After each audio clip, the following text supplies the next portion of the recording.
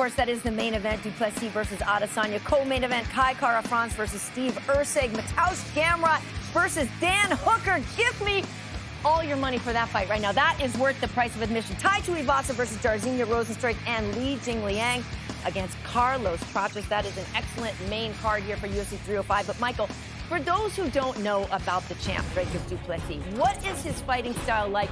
What do people need to know? What are the essentials on it?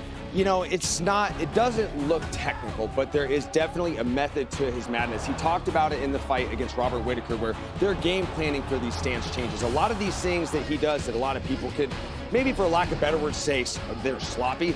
There's, like I said, that they train these things. There's a reason why he fights the way he does, and it is so effective. He is so good at making the fights very physical. He's a big middleweight. He's a very physical fighter, and he's going to be a big problem for the former champion, Israel Adesanya. Well, the last style bender is one of the most creative guys in the octagon. Alan, what is it about his fight style that's so engaging? Yeah, I mean, it's his ability and his IQ in there. You talk about one of the most phenomenal strikers we have ever seen step foot in the octagon. His ability on a technical side, his athleticism, pinpoint striking, and his confidence in there. When we look at Israel Adesanya, we think of a long-rangey striker. But look what he could do on the inside. Look what he did to Alex Bejeda on this knockout. Look what he did on the fight before that against Robert Whittaker. He's dangerous on every level. He is not easy to take down. He's gotten stronger in his career. This one's going to be a barn burner. Okay, so we saw in the preview package, and we can see here with this stare down, Michael, there is definitely bad blood between them, leaning back towards words that were said about who's the truer African champion and things like that. So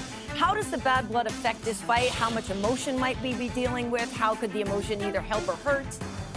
You know, I don't reserve the right to speak on the context of what was said, but what I can speak to is when it comes to the mental warfare, it's a way to throw your opponent off their game. It's a way to get them to make mistakes and fight with emotion. Most fighters don't like to fight with emotion. You want to have a clear head. You want to have a game plan. You want to focus on the technical aspect of the sport. You want to focus on winning.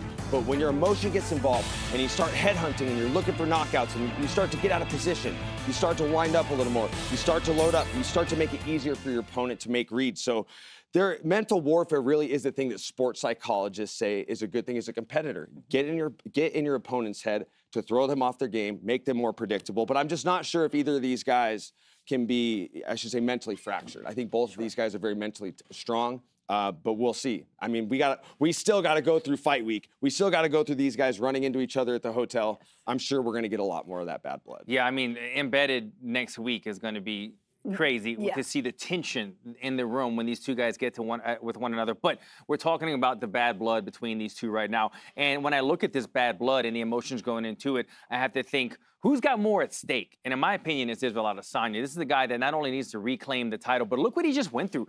The bad blood with Alex Bejeda, going back and forth. Bejeda always one-upping him, beating him after Israel finally got the win over him, going and becoming a double champion in another weight class. Now he has another bad blood. Adam, there's a lot of emotions right here, not only trying to get his belt back, but from all the previous talk going into this one. I think we have a guy, Israel Adesanya, that took this fight very seriously. I think it's going to be a tough fight for Dricus du Plessis. I think it's going to be an excellent fight. And to your point, guys, about fight week and everything ramping up, there's also going to be a press conference. So you know that's going to be very entertaining. So just stay tuned to all of the excitement for UFC 305, of course.